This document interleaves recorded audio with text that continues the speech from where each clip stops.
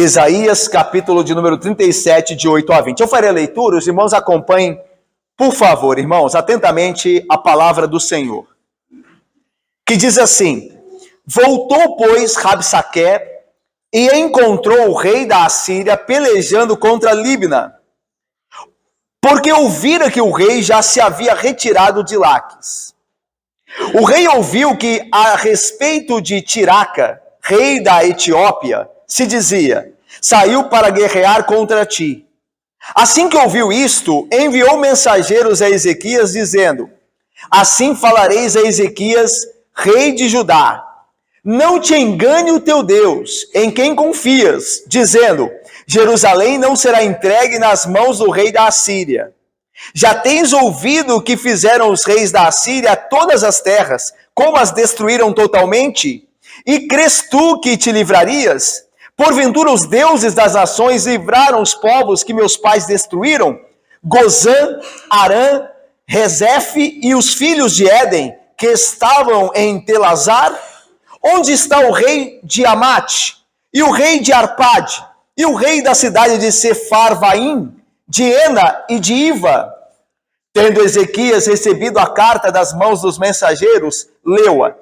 Então subiu à casa do Senhor, estendeu-a perante o Senhor e orou ao Senhor, dizendo: ó Senhor dos exércitos, Deus de Israel, que estás entronizado acima dos querubins, tu somente és o Deus de todos os reinos da terra.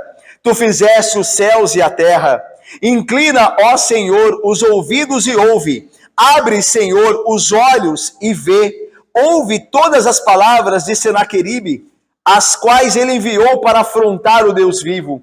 Verdade é, Senhor, que os reis da Assíria assolaram todos os países de suas terras e lançaram no fogo os deuses deles, porque deuses não eram, senão obra da mão de homens, das mãos de mãos de homens, madeira e pedra, por isso os destruíram. Agora, pois, ó Senhor nosso Deus, livra-nos das suas mãos, para que todos os reinos da terra saibam que só tu és o Senhor. Vamos orar, irmãos? Ó Deus santo e bendito Pai, tua palavra foi lida, ó Deus, agora, ó Deus, ajuda-nos a receber a tua palavra por meio da exposição da mesma. Ajuda, ó Deus, a pregarmos a palavra de maneira fiel. E, ó Deus, ajuda ao teu povo a recebê-la pela mediação do Espírito Santo, a iluminação do Espírito Santo, ó Deus, para que nós saibamos que só tu és Deus, verdadeiro e vivo, e o Senhor pode livrar todos aqueles que no Senhor confiam. Assim abençoa-nos. Em nome de Cristo Jesus e com o perdão dos pecados, nós oramos. Amém. Meus irmãos, só recapitulando o que está acontecendo, aqui como nós temos visto nesses domingos do mês de julho e também às quintas-feiras, nós estamos lembrando no ano de número 701 a.C. E o que acontece no ano de número 701 a.C.? A Assíria, que era o grande império da época, vai agora cercar Jerusalém. Ela já tinha conquistado todas as nações ali circunvizinhas de Jerusalém. A terra, da sua grande maioria, pertencia agora a Senaqueribe, rei da Assíria. Mas Jerusalém, a capital de Judá, resiste ainda. O seu rei Ezequias ainda resiste a se submeter ao governo, ao império assírio. E então Senaqueribe se volta com todo o seu ódio, com toda a sua força contra Jerusalém. Na verdade, do reino de Judá, muitas cidades já haviam caído sob o domínio da Assíria. Faltava apenas Jerusalém e o seu rei se submeter a Senaqueribe. Então agora há um cerco. Lembra que no cerco água não chega dentro da cidade, comida não chega em Jerusalém, a cidade está abarrotada de pessoas, porque as pessoas da cidade circunvizinha já caídas foram para a cidade de Jerusalém. Então há caos, há muito provavelmente violência ali dentro, há desespero, fome, sede, e há do lado de fora uma nação poderosa, não só exigindo rendição, mas prometendo que por meio da rendição aquele povo que está dentro do cerco voltará a comer, voltará a beber, voltará para a sua terra, e por fim, até mesmo o rei da Síria levá-los-á para a sua terra, a terra da Síria, onde ali há uma terra boa, uma terra fértil, onde eles poderão comer. Então veja, há uma pressão dentro, há sofrimento dentro, e há uma promessa de vida fora, caso eles se rendam ao rei da Síria. O que eles fariam? O que Jerusalém fará? O que Ezequias, como representante da nação, como o rei ali, davídico, da linhagem de Davi, o que ele fará? Ele vai se render à Síria para poder sobreviver? Ou ele vai continuar confiando em Deus? De que Deus pode salvá-los? De que Deus é o refúgio e fortaleza? De que Deus basta? O que faria o rei de Jerusalém, Ezequias? Bom, o texto que nós estamos aqui para começar, que nós lemos, capítulo 8 até o capítulo 20, ele fala de um momento bem singular desse cerco. O que aconteceu? Há o cerco em 701, há a pressão, mas por causa do Egito. O Egito, que era uma nação também da época, ele vai se levantar contra a Síria. Mais uma vez, ele já havia se levantado antes e havia sido vencido, mas ele não desiste. E o Egito quer se levantar e sacudir aí as cadeias da opressão do império, do governo assírio. Tanto que é verdade isso, que no texto que nós lemos, olha só o que diz o versículo de número 9. O rei da Assíria ouviu que a respeito de Tiraca, rei da Etiópia, aqui entenda-se Egito, tá? Se dizia dele, saiu para guerrear contra ti. Tá vendo? Então olha, o rei da Assíria está cercando Jerusalém. Jerusalém está quase caindo. O rei Ezequias pressionado a se render. Mas do outro lado, ao sudoeste, o Egito se levanta contra a Síria. Então agora o rei da Síria fica dividido. Ele continua no cerco, ignora a ameaça egípcia, da Etiópia, de Tiraca, ou ele se volta para guerrear com ele e pode enfraquecer o cerco em Jerusalém. Então veja que Deus, na providência, começa a pôr em aperto o rei da Síria. As coisas começam a ficar mais difíceis. Ele não esperava um levante do Egito. E acontece. Então o que o texto diz aqui no versículo de número 8? Olha aí, versículo 8. Voltou, pois, Rabsaque. Lembra que Rabsaque é o enviado do rei da Assíria, Senaqueribe, a Jerusalém, para anunciar a exigência do rei Senaqueribe para que Ezequias se renda. Então, Rabsaque é o enviado de Senaqueribe, rei da Síria, a Jerusalém, para pressionar o povo a se render. E ao rei também, Ezequias, a se render. Ok? Até o versículo 8, o Rabsaque estava em Jerusalém, lá no cerco. Ok? Agora veja. Voltou, pois, Rabsaque, e encontrou o rei da Síria pelejando contra Líbna, porque ouvira que o rei já se havia retirado de Laques. Então o rei Senaqueribe estava... É muita informação aqui, né? Presta atenção, irmãos. O rei Senaqueribe estava em Laques e enviou de Laques a Rabsaque a Jerusalém, que ficava ao sul, para que Rabsaque anunciasse as palavras de Senaqueribe a Ezequias, rei de Judá. Só que o que acontece? Rabsaque, o enviado de Senaqueribe, lá em Jerusalém, fica sabendo que Senaqueribe deixou Laques e está guerreando em Líbna. Então, o que aconteceu? Um levante em Líbna, que era uma cidade ao norte de Laques, 12 quilômetros ao norte de Laques.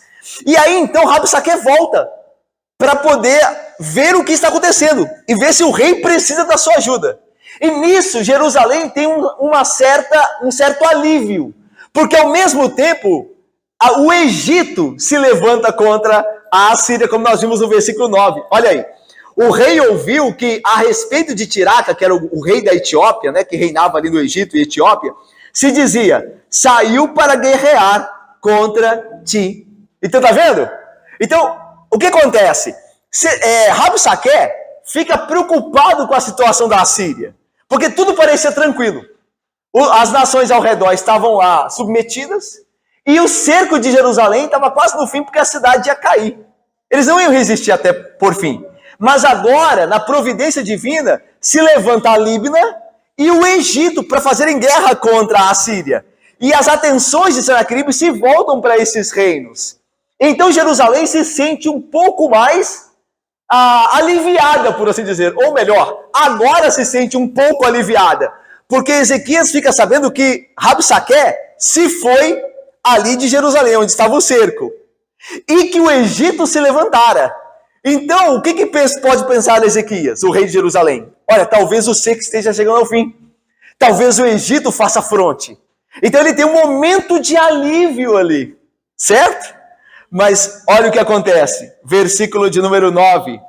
Assim que ouviu isto, ou seja, o rei da Assíria, ouviu que o rei da Etiópia estava se levantando contra ele, assim que ouviu isto, enviou mensageiros a Ezequias dizendo, olha só o que disse, versículo 10, vamos ver juntos? Assim falareis a Ezequias, rei de Judá.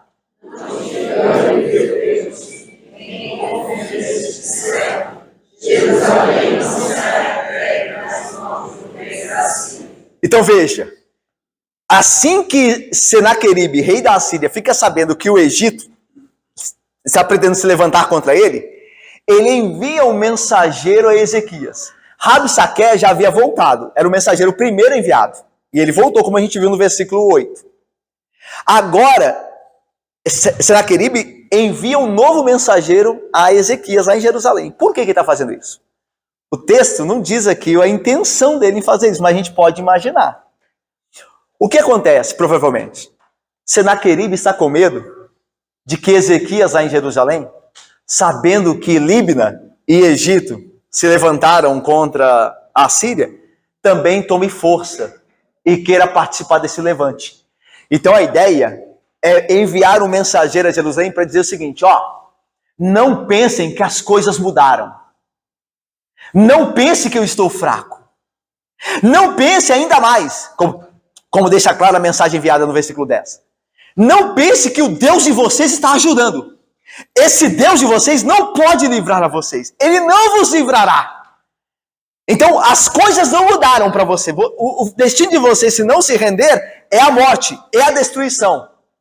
Então, esse é provavelmente o intuito de Senaqueribe, é enviar mensageiros a Ezequias para lembrá-lo que nada mudou e que ainda a Síria é uma grande ameaça, apesar do levante do Egito e da batalha em Líbina. E é interessante aqui no versículo 10, olha só, que o rei da Assíria chama pela primeira vez Senaqueribe, Ezequias, melhor dizendo, de rei de Judá. Olha aí, versículo 10. Assim falareis a Ezequias, rei de Judá. Tá vendo? É a primeira vez que no texto, desde o capítulo 36, que começa a história do cerco, que o rei da Assíria vai se referir a Ezequias como rei. No texto todo, do 36 a 37, o rei da Síria só chama Ezequias de Ezequias, nunca fala rei. Fala só Ezequias na ideia de humilhar o rei de Jerusalém. Esse aí não é rei nada, esse é apenas Ezequias. Mas agora ele usa o título rei. Por quê?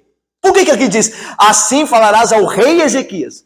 A ideia é que Senaqueribe, rei da Síria, quer fazer um movimento para ganhar Ezequias. A ideia de que, já viu? Quando os homens ímpios oprimem os fracos, mas veem que os fracos estão ganhando força e podem fazer frente a eles, eles começam a mudar de estratégia, eles começam a fazer concessões, começam a tratar bem, quando começam a perceber que aquela pessoa tem agora uma certa força, e que é melhor ter essa pessoa do meu lado do que contra. Então, o movimento é mais ou menos esse aqui. O rei Senaqueribe não havia nunca se mencionado Ezequias como rei, mas agora ele faz. Justamente agora que o Egito começa a se levantar e uma batalha na Líbia está acontecendo. Então veja só, irmãos. Ele tenta, de certa forma, aqui comprar Ezequias. Fazer um movimento. Olha, eu reconheço que você é um rei. Eu não tinha reconhecido antes, mas agora eu reconheço. Vamos tratar aqui de rei para rei. E meus irmãos, o que nos ensina aqui é que o mundo, muitas vezes tentando nos vencer, nos oprimindo, e pela graça de Deus nós resistimos ao mundo, ele vai procurar de outra maneira nos vencer, fazendo concessões, tentando fazer pazes conosco, tentando se mostrar amigos de nós, tentando mostrar que quer nos acolher, que aceita a nossa religião, desde que ela não traga atenção. Então, isso aqui é uma verdade que nós passamos, o crente. Às vezes o mundo, servo de Satanás, muda suas estratégias de humilhação para concessão, de opressão para uma indicação de pazes. Então Satanás, ele é astuto e sagaz para mudar estratégias. Quando ele percebe que não está vencendo pela opressão, ele tenta nos dar a mão. Ele tenta nos conciliar com ele, fazendo concessões. E nós, crentes, devemos estar atentos para essas coisas. O mundo não só nos oprime, ele muitas vezes nos parecerá camarada, amigo, alguém que quer o nosso bem. Ok? Mas vamos mais, continuando. Olha o que continua falando o rei da Assíria a Ezequias. Olha o versículo 11, 12 e 13. Olha aí. Já tens ouvido, continua o rei da Assíria falando a Ezequias, rei de Judá, por meio do enviado. Isso é uma carta, né? Na verdade é uma carta que nós vamos ver que é uma carta, porque no versículo seguinte mostrará que isso tudo foi escrito numa carta, que Ezequias recebeu da parte de Senaqueribe. Já tens ouvido o que fizeram os reis da Assíria a todas as terras? Como as destruíram totalmente? E crês tu que te livrarias? Então veja, olha o que o rei de Senaqueribe fala a Ezequias. Você não tem visto o que tem acontecido com as outras terras? Eles foram destruídos. Os reis da Assíria, os meus pais, destruíram todos os povos da terra. Você acha que com você será diferente? Você não vai resistir. Você vai cair também. E é interessante que o rei da Assíria, obviamente, não considera o Deus de Israel. Porque as outras nações não tinham a Deus, Yahvé, como seu Deus. Por isso elas caíram. Então, de certa forma, ele não está mentindo, presbítero Otto. O rei da Assíria está falando de um histórico verdadeiro. As outras nações caíram. Elas não resistiram. E elas eram maiores do que vocês são. Vocês acham que vão se livrar? Então veja, quando o ímpio não leva em conta, como é o caso de Senaqueribe aqui, Deus, ele pode parecer ter razão no seu argumento. Porque Senaqueribe ainda não havia ainda afrontado ao Deus de Israel. Agora ele está fazendo, e agora ele vai conhecer quem é o Deus verdadeiro. Mas até então, ele afrontou a deuses falsos, os deuses das nações. Por isso essas nações caíram na mão dele. Porque não possuíam um Deus verdadeiro para defendê-las. E aqui é interessante. Muitas vezes o ímpio argumenta com você e parece verdadeiro o argumento dele.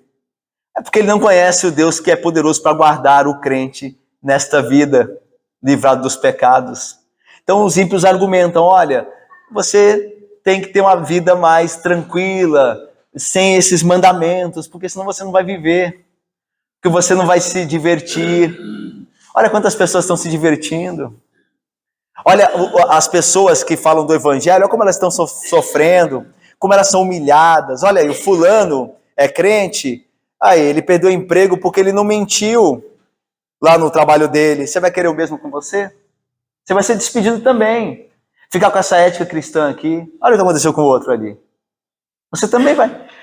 Mas o ímpio não conhece o consolo que Deus promove, aquele que, não tendo mentido no trabalho, foi mandado embora, porque não participou das coisas más ali, mas Deus o deu um trabalho melhor futuramente, Deus o consolou fazendo a vontade dele, e o exaltaria de maneira diferente. Mas o ímpio não conhece ele não conhece a Deus, ele julga pelo que ele vê.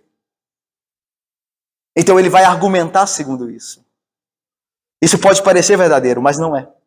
Porque o ímpio não leva em conta Deus. Ele não leva em conta Deus. Nós levamos. O ímpio fala, olha, você não pode viver com esse marido seu.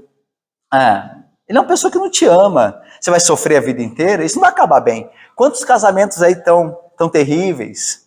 Você quer continuar assim? Só que o ímpio não leva em conta Deus. De que Deus pode dar graça à esposa para que na sua obediência a Deus ela ganhe o seu marido. Que Deus melhore o seu marido, trabalhe no coração dele. E até por fim, se Deus assim desejar, não que ele é obrigado, que ele seja ganho pelo evangelho. Então veja, tá vendo? O ímpio não leva em conta Deus. Ele julga segundo o que ele vê. Mas nós sabemos quem é Deus. Então por isso que Senaqueribe parece ter razão. Olha, as outras nações caíram. E é verdade, elas caíram. Mas o Deus delas não era o Deus verdadeiro. O nosso é diferente conosco. Esse é o ponto aqui. E olha só o que diz o versículo 12. Porventura os deuses... É isso aqui que a gente falou que vai acontecer aqui. Olha aí. Porventura os deuses das nações livraram os povos que meus pais destruíram? Cadê os deuses das nações? De Gozã, de Arã, Rezefe e os filhos de Éden, que estavam em Telazar. Todas essas nações, irmãos, ficavam ao norte de Jerusalém, bem ao norte, ficavam ali juntos da Assíria. As nações próximas da Assíria, que eram nações maiores do que Judá, caíram. Então, a ideia é, onde estavam os deuses dessas nações? Quando o rei Senaqueribe foi contra elas, elas caíram. Assim também vocês cairão e o Deus de vocês cairá. É porque eles não conhecem o Deus de Israel. Por isso eles argumentam assim. Olha só o versículo 13 agora. Vamos ver juntos? Olha agora como muda um pouco a argumentação aqui e a ameaça. Vamos ver. Onde está o rei de Amate, o rei de Arpade e o rei da cidade de Sefavaim, de Ena e de Iva? Está vendo que é rei agora? Fala assim, onde estão os deuses das nações que foram destruídas por nós? E onde estão os reis? Então, Deus e o rei. Então, a palavra para Senaqueribe, a Ezequias, é o seguinte: o seu Deus não te pode livrar, ele não te livrará, e é você, rei, que vai sofrer.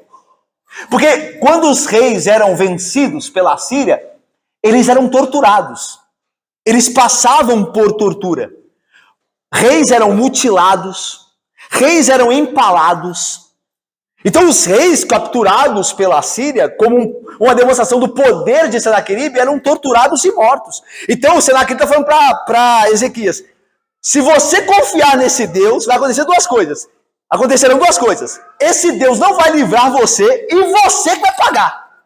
Você vai sofrer, você pessoalmente. Por isso que ele diz, onde estão os reis? Então, irmãos, veja a ameaça. Deus não vai livrar vocês e vocês vão sofrer. É vocês, esse Deus nem vai aparecer. É vocês que vão sofrer. Então veja como o mundo também não nos ameaça da mesma forma. Se você continuar sendo crente, se você continuar com essa ética cristã, você vai acabar mal. Você vai acabar desempregado, você vai acabar sem amigos, você vai acabar cancelado, você vai acabar sendo mandado embora do seu trabalho, você vai ter problema na sua família com os não crentes, as pessoas vão te odiar, não vão, entendeu? É você que vai sofrer, se você continuar servindo e confiando nesse Deus. Esse Deus não vai livrar você. Tá vendo como parece? Como o princípio é o mesmo que o mundo usa. Mas qual que é a resposta de Ezequias? Nós vamos ver. Mas antes disso eu queria aplicar uma coisa aqui para vocês, nessa primeira parte do sermão, do texto que nós estamos pregando nele. Irmãos, teologia é algo excelente para discussão, diria alguém. Porém, a questão real para cada um de nós é, ela faz diferença na nossa vida? Alguns podem julgar até algo interessante e excelente discutir teologia. Falar de teologia, soberania divina, onipotência, onisciência. Mas a questão é, isso faz diferença na sua vida quando você está em crise? Quando você está sendo ameaçado no seu trabalho? Quando o seu marido não te ama? Quando a sua mulher não lhe é submissa? Quando os seus filhos estão desobedientes? A teologia faz diferença. Você se guia por ela. Na hora do aperto, é a palavra de Deus que te dará direcionamento. É a ela que você recorre e é nela que você se fundamenta. Essa é a questão. Para muitos, teologia, Bíblia, é uma coisa interessante a ser debatida, mas eles nunca consideram quando vem um aperto, quando vem a aprovação. E é essa toda a questão. Ezequias está sendo confrontado com isso. Ele precisa crer agora. E ele precisa mais ainda. Ele precisa agir segundo a sua fé. Agora é a hora da decisão. Isaías proclamou a palavra do Senhor a Judá por anos. Mas agora chegou a hora de Ezequias decidir se vai confiar em Deus, proclamado por Isaías, ou se vai procurar preservar a própria vida. Preservar a própria pele. Agora é a hora. E nós passamos por isso também. Nós enfrentamos dificuldades e tensões na nossa vida, quer na nossa casa, no nosso lar, quer no trabalho, às vezes quer na igreja. Um irmão que se desentendeu conosco, e agora o que faremos? Perdoaremos? Ou levaremos isso até o fim pela nossa vingança, pela nossa honra? Vamos comprar a briga? Ou cremos em Deus que podemos perdoar, preservar a comunidade da fé, a comunhão dos irmãos, e Deus vai nos fazer justiça, mesmo nós não retribuindo vingança? O que nós faremos? Esses são os nossos desafios, dia a dia. Portanto, Ezequias está sendo desafiado na mesma coisa, como nós também somos. Mas vamos ver a resposta então de Ezequias. O que Ezequias faz? Olha aí, versículo de número 14. Tendo Ezequias recebido a carta das mãos dos mensageiros, leu-a. O que estava na carta? O que nós acabamos de ler, nos versículos de número 10, 11, 12 e 13. Esse era o conteúdo da carta, da mensagem de Senaqueribe. E Ezequias leu, o rei de Judá leu. O que ele fez logo após ler? Olha aí. Então subiu à casa do Senhor, estendeu-a perante o Senhor e orou ao Senhor, dizendo... Irmãos, não é fácil tomar essa decisão. Alguns estudiosos creem que o que Senaqueribe está fazendo também, ao se retirar, como Rabsaquer retira-se do cerco e depois volta, é uma espécie de técnica de redução de estresse. Alguns estudiosos da mente, do comportamento humano, falam dessa técnica de redução de estresse. O que acontece? Imagine-se que você está sendo muito pressionado e você está resistindo. Independente da natureza da pressão. Imagine isso aí, às vezes é em casa, às vezes no trabalho, uma pessoa que está te perseguindo no trabalho, e você está resistindo. E aquilo tem sido muito duro, você resistir. E você resiste. E aquela tentação, aquela opressão, dentro de um determinado momento, em um determinado momento, ela é retirada de você. O que acontece geralmente comigo e com você? Nós nos aliviamos. Nós baixamos a guarda. Nós pensamos assim, isso passou. Graças a Deus, isso acabou. Só que quando volta, aquela tensão volta novamente, é mais difícil você voltar com a força de novo. Se preparar de novo, porque você baixou a guarda. E você precisa de uma 2 vezes mais força que tinha antes para resistir, para agora de novo voltar. Às vezes acontece quando alguém da nossa família está doente, está muito enfermo, e você está ali orando a Deus, pedindo ao Senhor que cure aquele seu parente amado. E aí vem um diagnóstico médico e parece que as coisas estão melhorando. Aí você começa a ter mais esperança, certo? Aí tem um diagnóstico favorável, passa meses ali, a doença é controlada. Aí daqui a pouco a doença volta mais forte ainda. Imagina. Isso é muito difícil, não é? Porque parece que toda a sua força foi despejada naquele momento primeiro. E agora não te resta mais força para sobreviver agora. Imagine-se agora Ezequias aqui. É isso que está acontecendo com ele.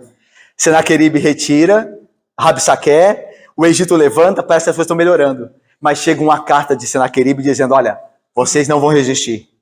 Eu vou destruir vocês e você, rei Ezequias, você será torturado e morrerá, como os demais reis foram torturados e morreram. E agora?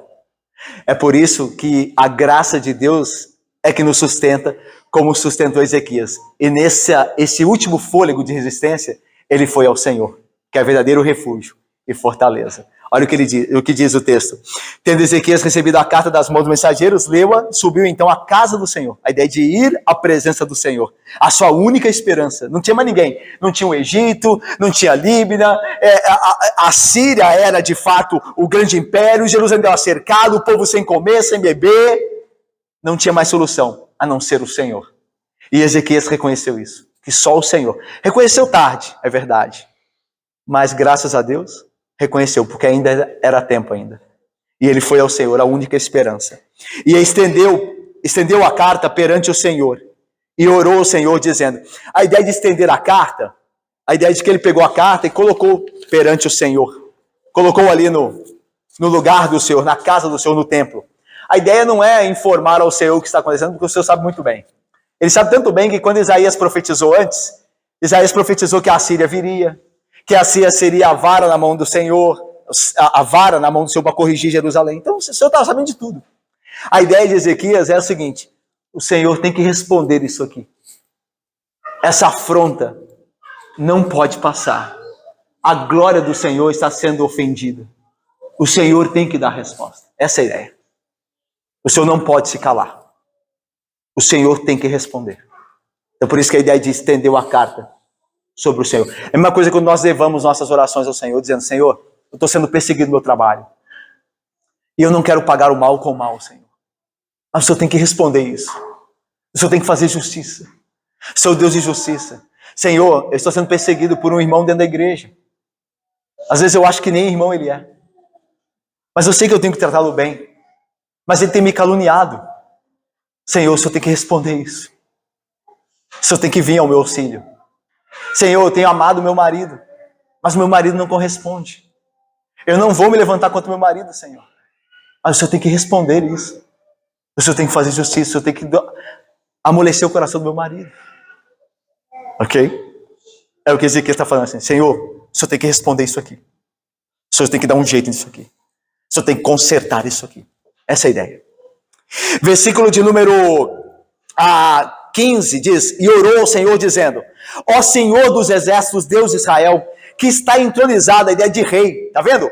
Os reis foram ameaçados por Senaqueribe, mas há um rei que Senaqueribe não pode ameaçar.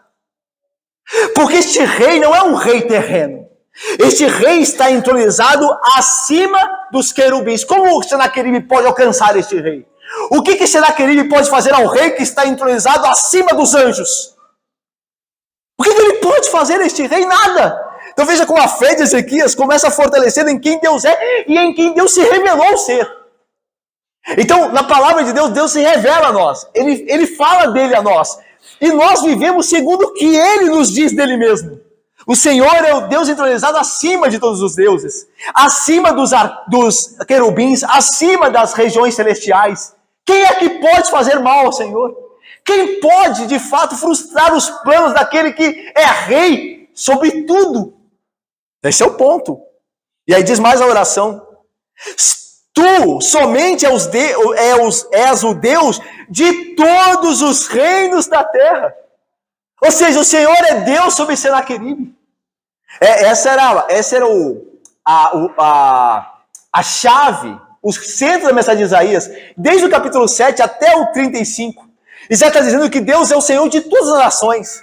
Então aqui Ezequias, ele de fato se apoia nessa verdade. O Senhor é Deus de toda a terra. Todas as nações lhe pertencem, inclusive essa que nos ameaça. E aí diz mais: Tu fizeste, ou seja, o Criador dos céus e da terra. O que lhe é impossível? O que te é impossível, Senhor, uma vez que criastes os céus e a terra? A doutrina de Gênesis 1, de 1 a 3. Criaste todas as coisas. Davi vai dizer no Salmo 24, do Senhor é a terra, o mundo dos que nele habitam. Senaqueribe é teu, a Síria é tua. O Senhor faz com ela o que quiser. Então veja a base da fé de Ezequias. Veja como ele se recupera nesse momento de tensão, crendo no que Deus revelar acerca de si mesmo na palavra dele, através dos profetas. E aí veja mais. Veja que, irmãos, a fé de Ezequias não se fundamenta no que ele pode fazer como rei de Jerusalém, não se fundamenta nos seus méritos, porque ele não tem, aliás, ele demorou para crer em Deus, para se entregar a Deus e confiar nele unicamente, mas se baseia em quem Deus é. Tu és o Deus, quem está entronizado acima dos querubins, tu somente és o Deus de todos os reinos, tu fizeste, tudo é Deus. A minha fé se baseia não em mim, não na minha fé, nada disso, mas em Deus, em quem Ele é, naquilo que Ele revelou ser em Sua palavra, naquilo que Ele pode fazer por nós.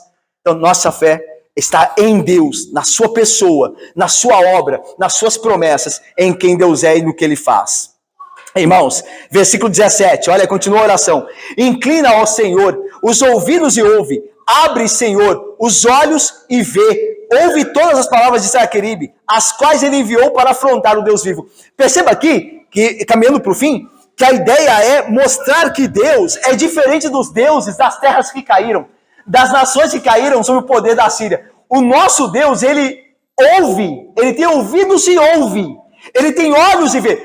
Os deuses das nações pagãs, eles tinham olhos, mas não viam. Eram imagens de escultura. Eles possuíam olhos, mas eles não viam nada. Eles possuíam ouvidos talhados ali na madeira, mas eles não ouviam, eles não têm vida. Daí a ideia, Senhor, diz o texto, abre os ouvidos ou inclina os ouvidos e ouve, porque tu és o Deus que ouve. Abre os olhos e vê. Tu és o Deus vivo que foi afrontado.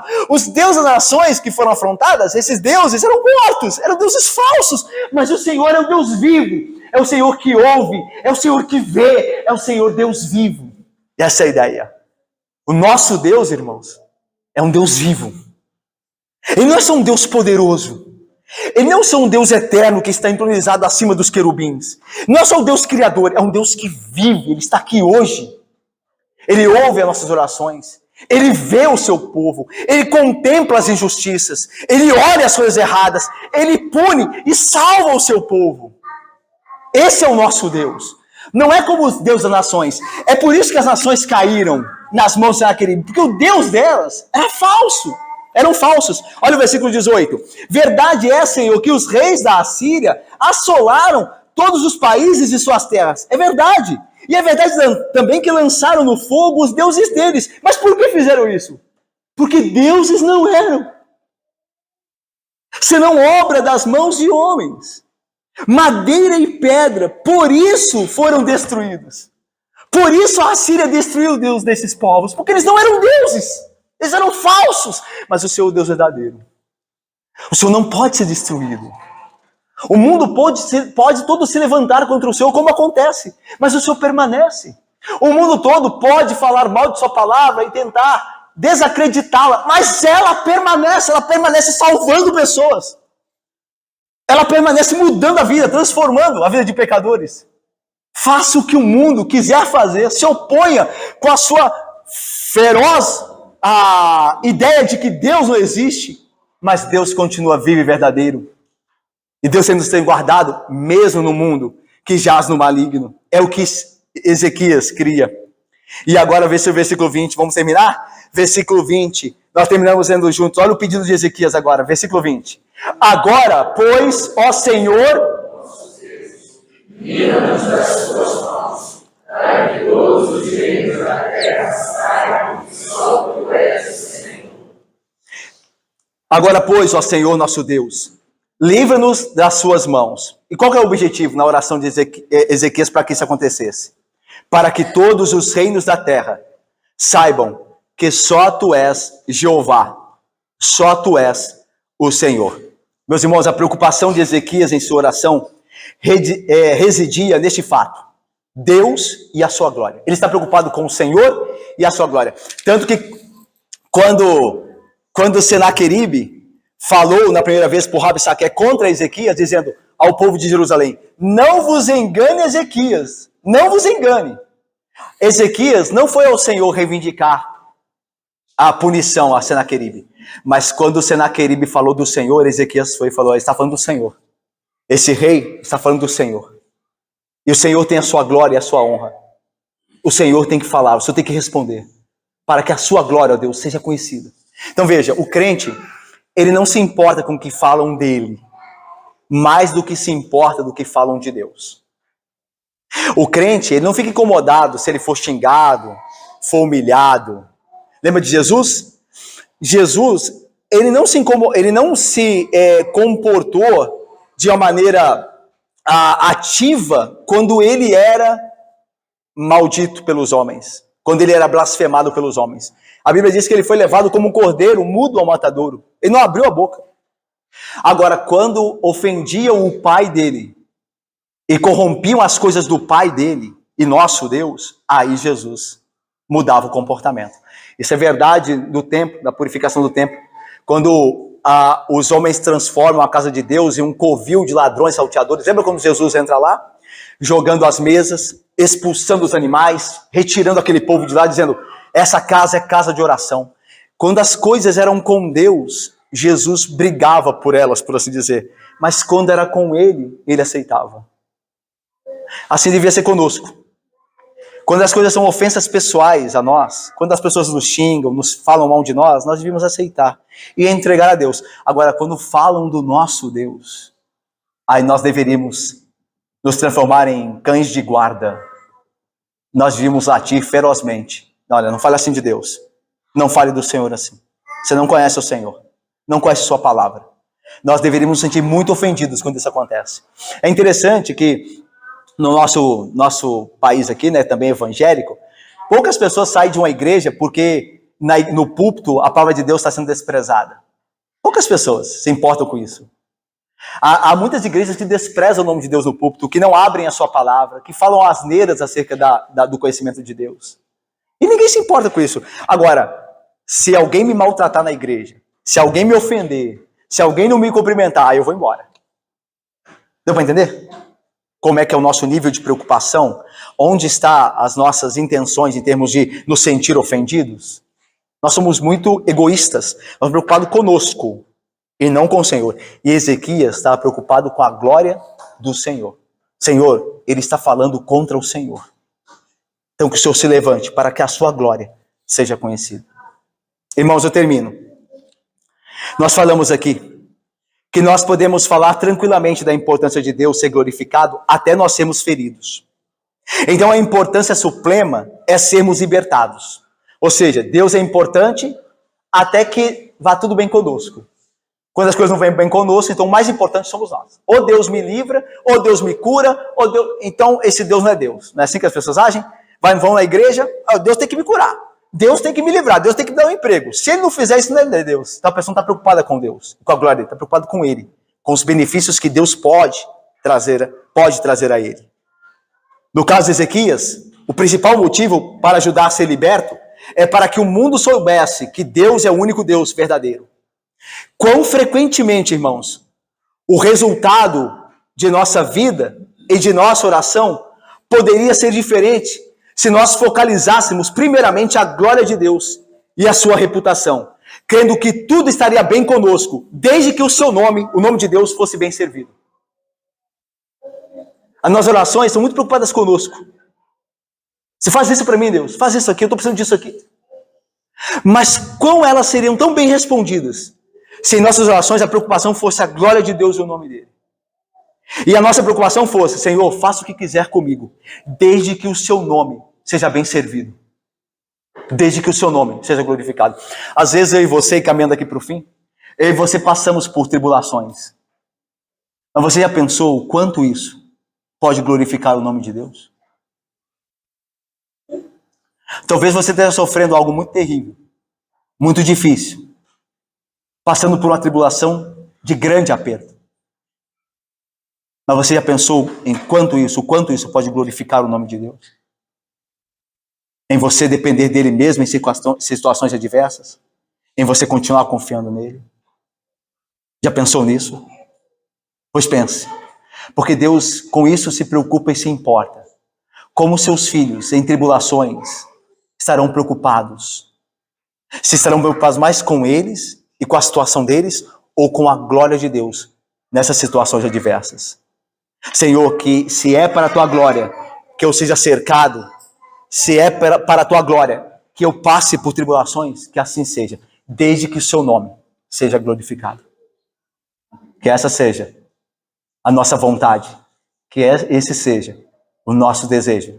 Que Deus assim nos ajude. Amém.